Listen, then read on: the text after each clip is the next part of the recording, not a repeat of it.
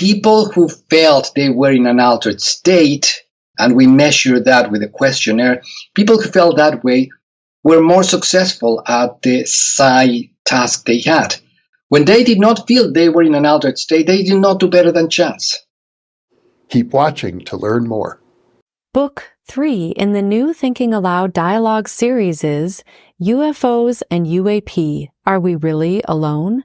Now available on Amazon. New Thinking Aloud is presented by the California Institute for Human Science, a fully accredited university offering distant learning graduate degrees that focus on mind, body, and spirit.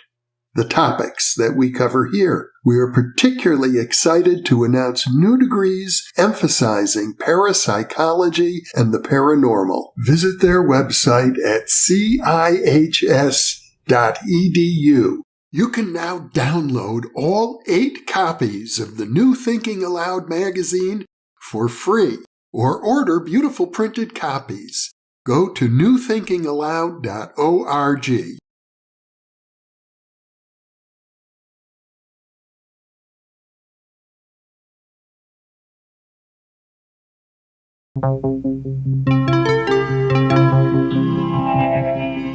Thinking Aloud. Conversations on the leading edge of knowledge and discovery with psychologist Jeffrey Mishlove.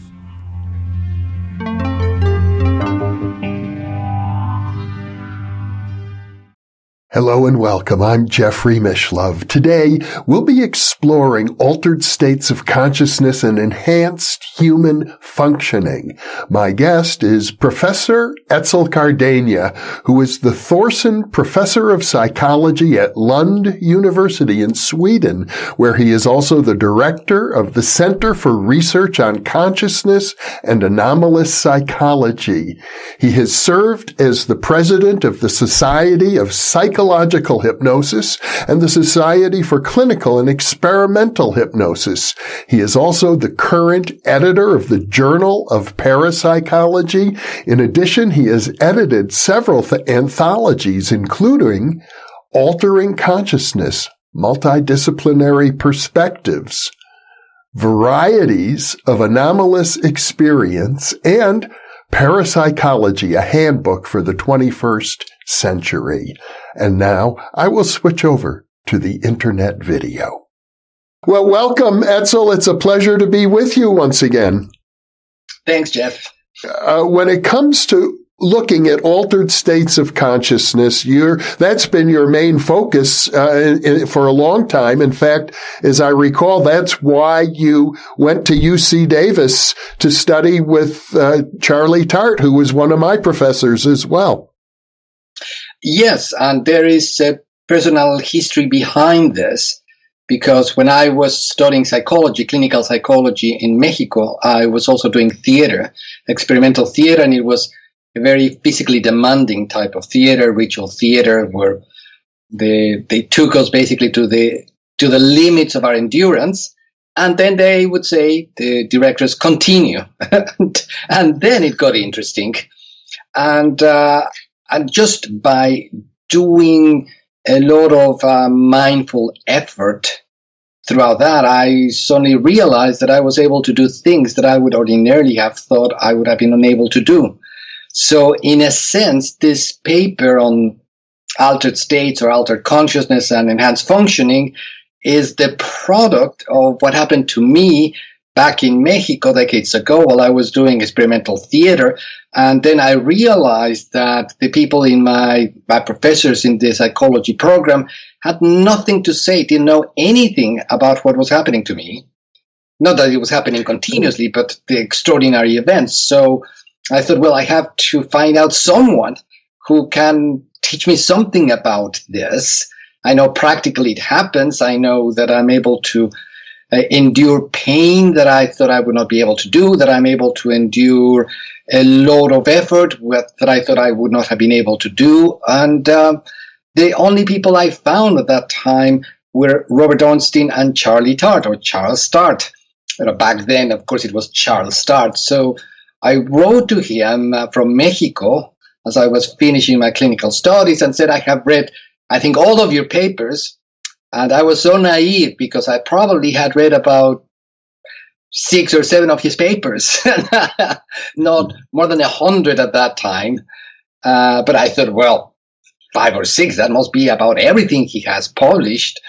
And it took me a while, but I was able finally to persuade University of California, Davis to take me, and he to take me as his student, because I was his last UC Davis student. He did not take any other after me. So maybe he just thought, I don't want anybody else like him anymore.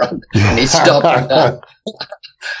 With regard to that paper that was published in a mainstream journal of the American Psychological Association, I was struck, first of all, by the title, because the first thing you refer to is, I think, derangement, that the majority view in psychology was that altered states of consciousness represent a derangement of normal functioning, not an enhancement. Correct. And the derangement comes really from a translation of a letter by the great French poet Handbook, where he said in order to be a visionary poet, or in order to be a visionary, you have to derange your senses. And in his case, the morale is mixed, because on the one hand, he became, at a very young age, 18, 19 years of age, he had revolutionized poetry, not only French poetry, but poetry overall. And he was done with it around 21 years of age. And he got into drunken brawls and all kinds of drugs, got into fight with his married partner, not married to him, but married to his wife, and then became a trader of ivory and slaves. So he was an extraordinary poet, and at the same time, he was a very disordered individual, at least as far as his life. He died young. So in some ways, he would exemplify what some might say, well, if you get into an altered state, or if you pursue that, you're going to end in very dire straits. And I thought, well, no, that is not necessarily the case. That can indeed happen. We know that people get addicted to drugs sometimes, not psychedelics, but other drugs, because they want to change their state, and they are not enhancing anything. They are wrecking their lives. But I wanted, in a sense, to emphasize the other side. Are there some ways in which people who end up having unusual states or cultivate them in a long time, there's some ways in which they enhance their functioning? And I would say the answer is quite clearly yes. Well, I suppose in addition to Rimbaud, you have the example of Samuel Coleridge and his great poem, Kubla Khan, which yes, I understand was written under the influence of opium. Yes, and if I recall well, he said that he had that vision in a dream, and he had just transcribed what he had seen, which was a romantic embellishment, because there are some drafts where you can see that he was really editing what he was saying. So he wasn't just transcribing this vision that he had. And Coleridge had also a difficult life. He was drug addict, had a number of problems. So, and at the same time, he ended up producing some of the most extraordinary, stronger, intense, beautiful poetry of his time. So he was right there in that very thin edge. And at times, particularly I think later, he fell. But yes, he was, another great example of someone who in some ways was able to profit from the visions he had, but was not able to be wise enough to keep in check the drug addiction and other disordered life alongside with his relationships and so on that he had. Well, the use of altered states of consciousness to achieve ecstasy or artistic accomplishments or athletic performance goes back to ancient times. Yes, there is an extraordinary book by a good friend of mine, Julia Justinova. She's a classicist in Greek culture. And what she has done has to bring together all of the various traditions, writings of the great philosophers of the time. Plato, certainly, even though he may have the reputation for being just a logician, a very cold, analytical person, and he shows that in the core of this search among the classic Greeks to find a greater understanding of reality, altered states were a primordial path. It wasn't just logic, not even close to. I mean, for example, there are the Eleusinian mysteries. We don't know much about what happened, but it certainly appears as if altered states of consciousness were a very important part of that ritual, and all of the leading citizens of ancient Athens went through those mysteries. Indeed, and they did that for a very long time, for many hundreds of years. But not only them, even if you look at what most people would assume very ordered, logical Aristotle, you can find that he has some allusions here and there where he's talking about altered states as something potentially positive. And there is one passage that I found in which he, in a sense, is anticipating Ganzfeld.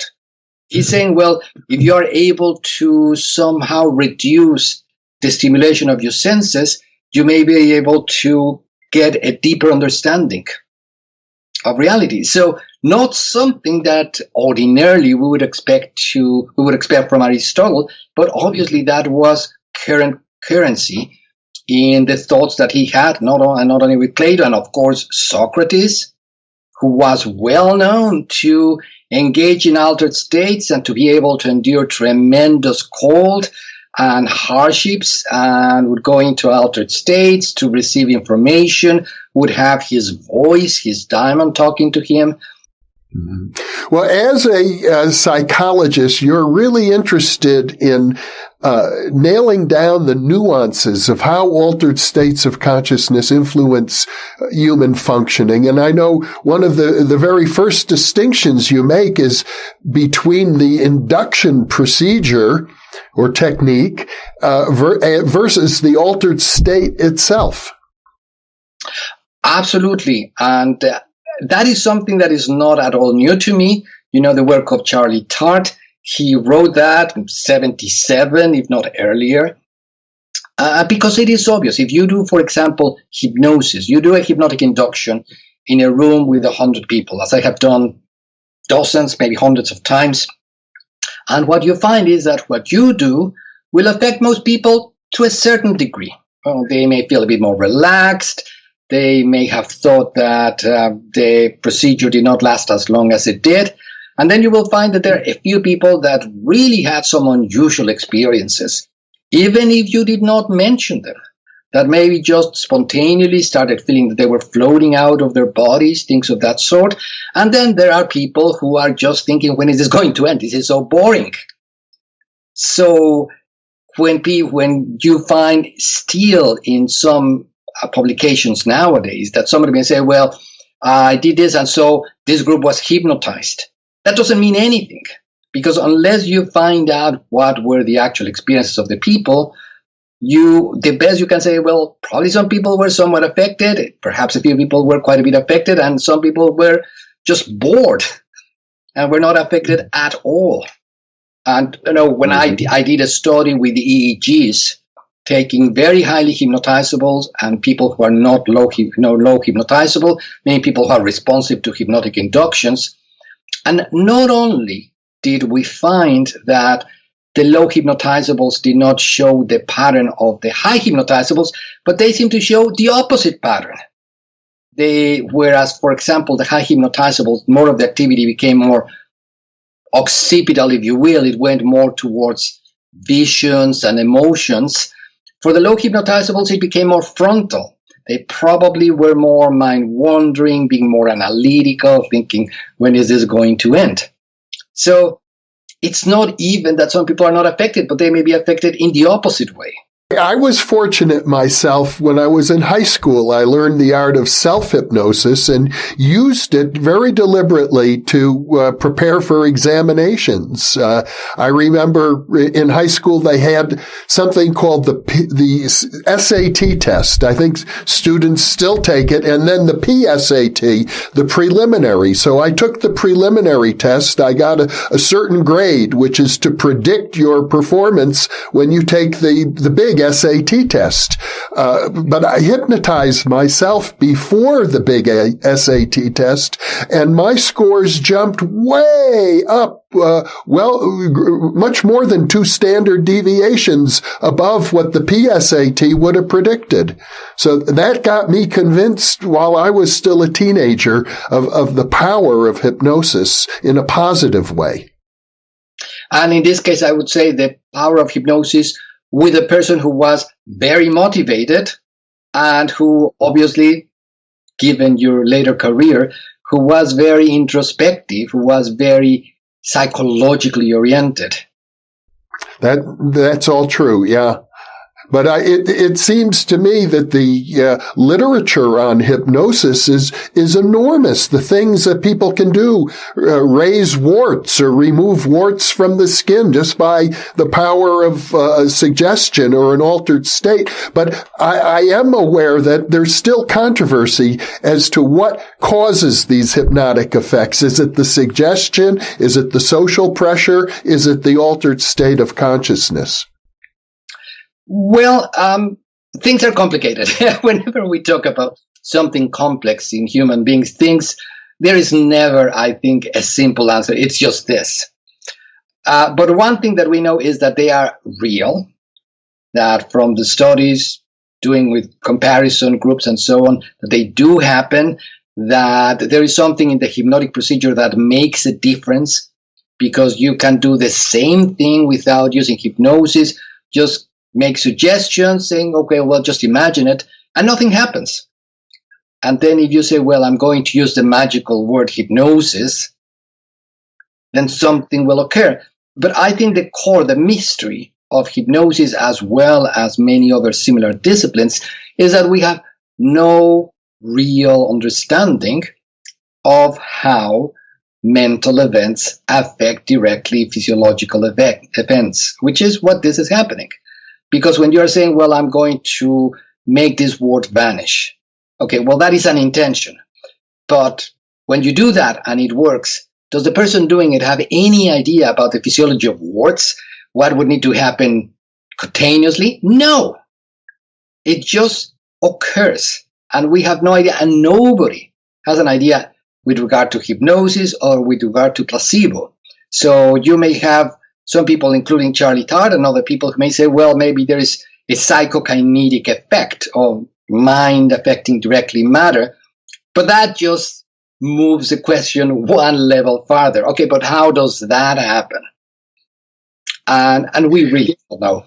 It does seem to me that one similarity between hypnosis and psychokinesis is that they seem to be goal-oriented. As you pointed out, we don't know the mechanism of how a wart would be raised or a wart would disappear. But if you tell a person or give them the suggestion, a highly suggestible person, it will just happen. And similarly with psychokinetic instructions, the instruction seems to result in an effect related to the goal, not the mechanism.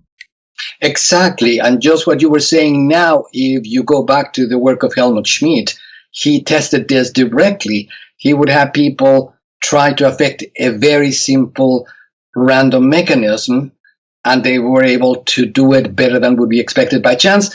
And then he just changed the mechanism so that it would be very difficult and complicated and so on, and it worked the same.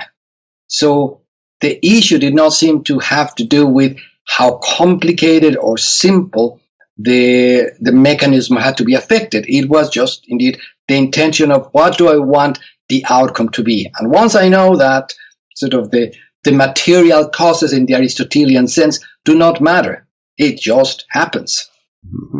Well, since we're talking about Helmut Schmidt and parapsychology and psychokinesis, one of the strongest findings of your paper is that altered states of consciousness seem to be psi-conducive. They enhance psychic functioning more so than our ordinary consciousness seems to do.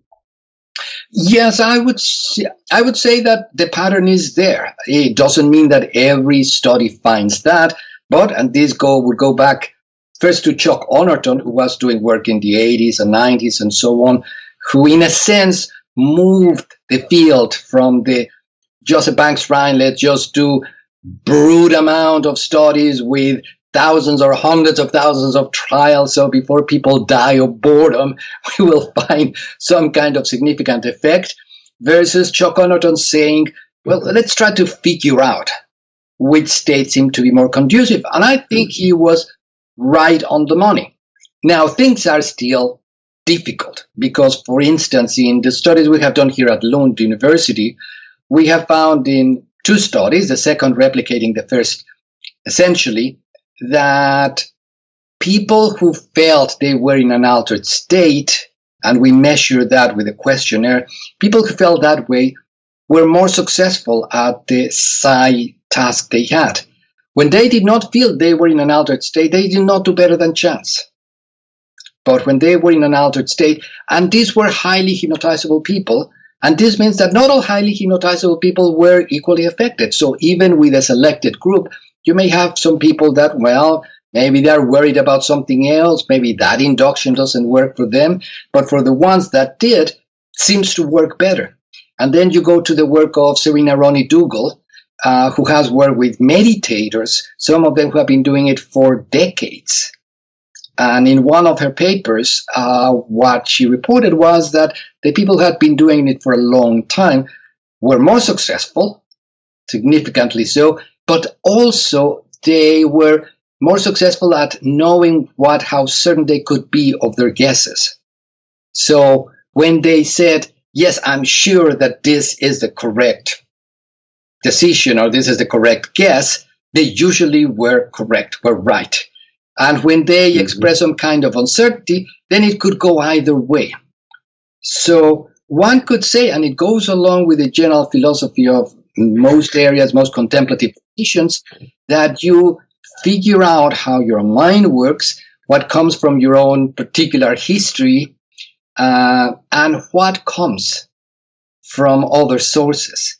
And this is a process that requires decades. I do not know if you meditate. I would assume you must have some kind of practice like that. But it's not something that happens easily or rapidly. It takes a long time. And after you do that, you're not going to be always correct. But you start figuring out, well, that thing, that image or that feeling doesn't seem to have anything to do with what happened to me during the day or recently. So probably has something to do with somebody else. And then you check it out. And you may be right. You're describing now what could be a very complex experimental procedure. First, you have an induction. Then you want to measure, somehow get a report from the person as to how effective that induction procedure was. Then you've got an ESP task, which could be something that a person in an altered state is not really inclined to do in the first place. And then you add on top of that what is sometimes known as a confidence call. How confident were they in the ESP guess? So all of that could sort of pull a person out of the altered state that you're trying to create in the first place. Correct. And one needs to calibrate these aspects very carefully. And I think one of the problems we have with psychology or parapsychology is that we make a number of assumptions that are incorrect. One of the assumptions is, well, we have a group and they are essentially the same. No, that's not true. And we're going to do something with these people who are basically passive. No, that's not true either. Some of them are more motivated. Some of them will want to do the thing you want them to do. Some of them will just want to be there to get a cinema ticket because that's what they get from doing our experiments here in Lund. So you have a lot of different motivations. And one of the things that is difficult is that you're not able, or at least it is very difficult, to have one person that you can test for a long time again and again and again. So that you create first a good bonding, and second, the person and you start figuring out what works best for you. So, and maybe this is unsolvable because we have very complicated and difficult lives. So I know that if I ask student participants here, well, I would like you to do an experiment for 2 hours, they may do it. But if I ask them, would you like to do 10 experiments of 2 hours each? They're very likely to say, thank you, but no, thank you. And probably that's what you would need to do. And that's what the people back in the time of the Society for Psychical Research, end of the 19th century, beginning of the 20th century, could do with their mediums, Mrs. Piper, Mrs. Leonard. They spent a lot of time with them. So they were also able to figure out what happens in what circumstances do these people do not seem to be successful, in which circumstances do these people seem to be successful. But that took a long time. It is like becoming a somewhat, at least competent violin player. It is not going to happen in 2 hours or even in a weekend. Now, I know William James once wrote that progress in parapsychology, and I think he was also referring to states of consciousness as well. We can't expect to see progress decade by decade as in other disciplines, that this work is so deep we have to look for progress by the half century or even by the century. Now, I wish we had more William Jameses. Maybe this would go faster, but a person of that genius just comes once every 100 years or less. Now, it's interesting because in your work as an experimental psychologist, it's very difficult. It's very painstaking. There's so many variables to take into account. But I remember in my student days at Berkeley, I was once invited by the University of California swim team to come in and give a talk on parapsychology. And they weren't interested so much in the research. They're interested in the practical applications. And this was the national championship swim team, and they were just eager for anything that might help them have just a slight edge. So, the idea that altered states and parapsychology might be useful, they just gobbled it up. They were very happy to learn about it. So I would think that various parties or groups of people engaged in practical pursuits might be more interested in your research than other experimentalists. Well, I haven't been approached by the Swedish Olympic team, but you are right, insofar as, particularly with those very select people, even just a small advantage can make a big difference. I once heard a TED Talk that was just giving the amount of people, the champions doing the 100-meter race. And in decades, it was like beep, beep, beep, beep, beep, beep, beep, beep. The difference was something that was even difficult to discern. But that just fraction of a second made a difference between, let's say, a Bolt and the person who came fifth. So, yes, one would expect that if things became a bit more open, one should be able to say, well, this is one possible path. In a sense, it is happening, but mostly with business, because I know that I think you have interviewed Joe McMoneagle, and he works for business people, for people who are looking in oils and so on. And I know I have heard Joe say in some conference that even though he may be perhaps the most successful remote viewer in history, that at his best, he is right about 50% of the time. Obviously, when the odds are unknown, not when it is 50-50. It is that for those people who know that having some of an edge may make a big difference, they can take the risk to be wrong sometimes or to be slightly better than the competitor. So I hope that if things start becoming more open, and if we were to have a psychology of the whole person, one should say, well, perhaps altered states is not something that is going to give an edge to every athlete, but it may give a bit of an edge to some athletes.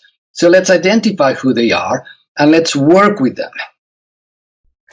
You know, you brought up Joe McMoneagle, who is known as maybe the most famous remote viewer.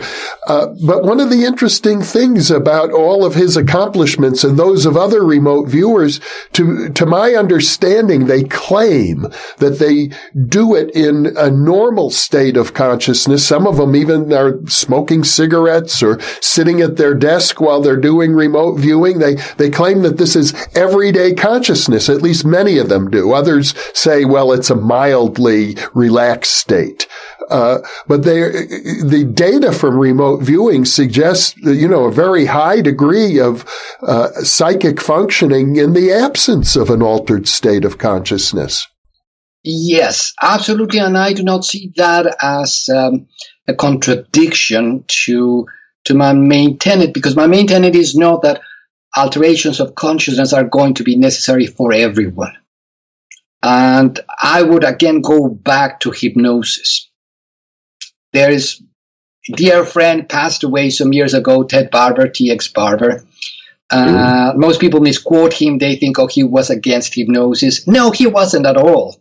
He was a very thorough person, and at the beginning, when things were done sloppily, he came and said, no, this is the way they should be done so that we know better. But towards the end of his life, he came with a theory of hypnosis. And he said, well, the thing is that maybe we need to think that there are different theories for different people. And he said there are three, in a sense, high hypnotizable people come in three flavors. He did not say flavors, but in three different types. There are the sort of fantasy-prone individuals who have a lot of fantasy, visual or auditory, and that is how they experience their hypnotic event, their hypnotic state. That's how it works for them. And he said, then there is, and these are people who typically do not have a traumatic event in their lives. They have had a reasonable life. Maybe they had artistic parents or parents who engaged in talking to them, telling them stories. So there was that group. And then there's the dissociative group, people who just go blank. You give them a suggestion, they do it. They do not know how they do it. They do not have as much imagery as the first group. They may feel that they are, in a sense, compelled to do it. And so they do it. And then there is a third group of people who do well. And these are the bright, very motivated people who do not have a lot of imagery, do not have a history of maybe abuse or hardship or trauma, but are able to figure out how to perform well in the task. And he said, so what has happened in the hypnosis field is that the different schools have assumed that they have worked with one of those groups. And they have assumed, well, what we found with that group must apply to everyone. And that is not true. You have different people doing things different way. And I have come to realize, I think more or less recently, that probably that is the same thing that happens for Psi. So that I agree, I would say, yes, one can accommodate the McMoneagle of the world and say, for some people, maybe just being a bit relaxed, a bit focused, that's all they need. Nothing else. Why? We need to find out more, but that's all they need. But for some people, they really need to go into a state where they feel more connected with everything else. They feel that time and space are not the same. And that is when they are able to do well. So I would say that there are at least those two groups in parapsychology. And in hypnosis, we did research here at Lund, and we were able to support Barber's hypothesis. We found that there were at least two groups of high hypnotizables. There were the people who were more a lot of imagery, and then there were the people who were more, I feel that I lose control, I don't have as much imagery, and they were both doing very well in hypnotic tests through different ways. So it goes back to the notion, last sentence about this, that we have wrong, false assumptions in psychology. We assume, there must be a law like there is for insentient objects. So we find a law for something about humans, it must apply to all humans. No, there are different procedures, and some of them may apply for different people who differ in their traits, cognitive styles, emotional life, maybe the way they carry their bodies, who knows, their genes. But we have different mechanisms. It is very difficult to find a law that will apply to every human being. I imagine that perhaps the goal of your research would be to find out what type of person would benefit most from hypnosis or meditation or autogenic training or entheogens. But to an extent, yes, I'm not so much doing practical things, but one of the issues that I have been looking at is who are the people who have unusual, maybe even mystical experiences just spontaneously in the laboratory, and what is happening to the brain while that is occurring. So that's what I have been doing. And so I can discriminate between the people who are highly hypnotizable, who can have those spontaneous experiences, and the people who do not have them. So we have an exuberance of richness, of variety of people, which is what you would expect actually from evolutionary theory, rather than a little cone that is making everybody be homogeneous and think or react or act in the same way. One of the most interesting findings that you report is that the use of psychedelic drugs can help combat various conditions like addictions, alcoholism. Yes, it is not an area that I myself have researched on, but I have followed the literature, and I know there is a new review of the literature, and it basically reinforces what I had written there, that there is now, I would say, substantial body of evidence showing that, at least with the small groups that it had been tested, that psychedelics can help a number of different conditions. Now, again, I think when one refines it, one will find out that this will not be a procedure that will help everyone, the same as with other procedures, but that it will help substantially some people for whom other kinds of procedures have not been helpful. And it sort of makes sense, because if you think for a moment, if a psychedelic experience for some is tremendous, it gives you enormous insight on your mind, on your life, on the meaning of it all, and you have been an addict because you have felt emptiness in your life, you suddenly have a revelation.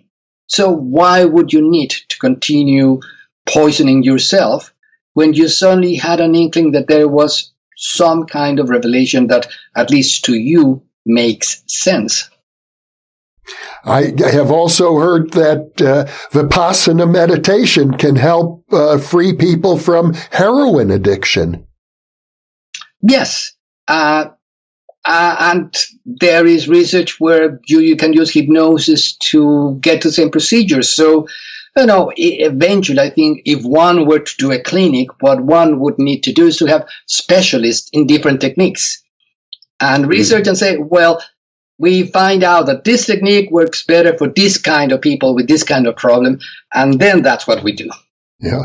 Now, I think one of the most interesting suggestions that came out of your paper on altered states is the idea that some altered states of consciousness may enable people to directly experience aspects of what I would call ontological reality that are not available to our normal state of consciousness.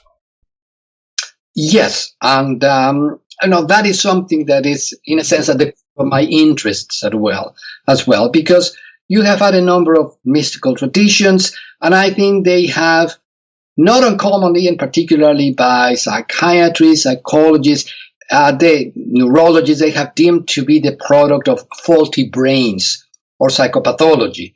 And I'm writing a paper with a number of quotations of people essentially saying that, you had an experience, you felt that you went one with everything, so something wrong with you.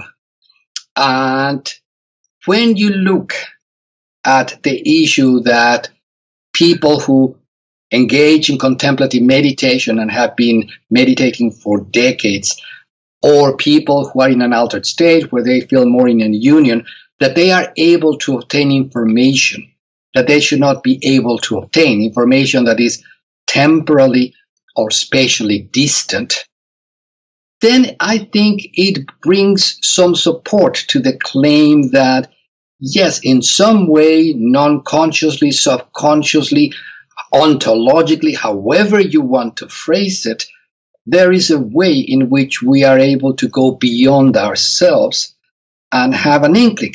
Now, does that mean that all of the experience that a mystic has to be accurate? No, the same way that not all of the experiences of a person in an ordinary state have to be accurate, but it states that there is some evidential support for a person saying, well, I have had an enhanced vision of reality. I have been able to find out something that is demonstrable that I should not have been able to find out from my restricted body. So there must be some way in which we are interconnected. I do not know if with the whole universe, but at least with people who are important with us, or other beings, not only people, animals, and other events. You also cite the research, I think, of Don Hoffman, who points out that our normal state of consciousness, which we think provides us with direct access to reality, is actually much more iconic, that the brain, as powerful as it is not capable of processing all of the information coming in through our senses. So what we think of as reality are actually icons, almost like looking at a computer screen. Yes, and Don's studies are novel, but the idea is not new at all. You go to Henri Bergson, William James, F.W.H. Myers, they were talking about, well, what the brain is doing is filtering. There is so much information, and if we were able to suddenly start processing it all, we would go crazy. We would not be able to function well. And that is even without considering that our sensory organs, for example, are extremely limited. There are so many other ranges, let's say, within the electromagnetic spectrum that are not even within the range of what we're able to see or listen to or whatever. So the idea goes to them, but you can continue, go back. You go through the way of Kant's ideas, the categories. You go to Plato and the notion that what we have, we get something that is useful and beautiful, because I would not kick there. Whatever we experience for me is extraordinary. I may not be able to experience everything that maybe is in my subconscious, but it's extraordinary to hear a beautiful piece of music, a Shostakovich symphony, go to the field and see all of the leaves around you. That's extraordinary. But amazingly, there is just a tiny sliver, probably, of what there is, and that is even without getting into the issue of time, where we think, well, just in this moment of time, there's just so much that it would make you crazy to consider it all. But maybe, as parapsychology suggests, and some experiments in physics suggest, we may be able, an Einsteinian's block model of time suggests, well, maybe we could be able to also have glimpses of the past and the future, not only by remembrance, but something else. So what we have is a wonderful gift, but if you think that is all, you probably are sinning of hubris. Dr. Etzel Cardeña, this has been a fascinating discussion. I know we could probably keep talking all day long about the amazing insights that people get from different altered states of consciousness and the hundreds of ways in which human performance can be enhanced. Still, I think we've covered the overview of the field, and you're continuing to do this research. You've been doing it for decades, and I know you've got much more ahead of you. So thank you so much for being with me. Thanks, Jeff.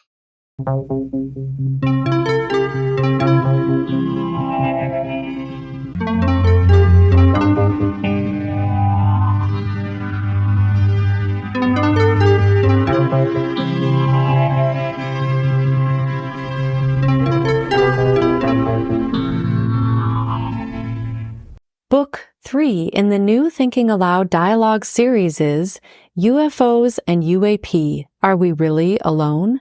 Now available on Amazon. New Thinking Aloud is presented by the California Institute for Human Science, a fully accredited university offering distant learning graduate degrees that focus on mind, body, and spirit.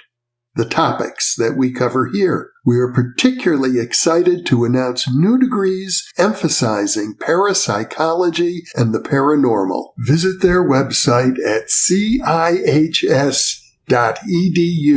You can now download all 8 copies of the New Thinking Aloud magazine for free, or order beautiful printed copies. Go to newthinkingaloud.org.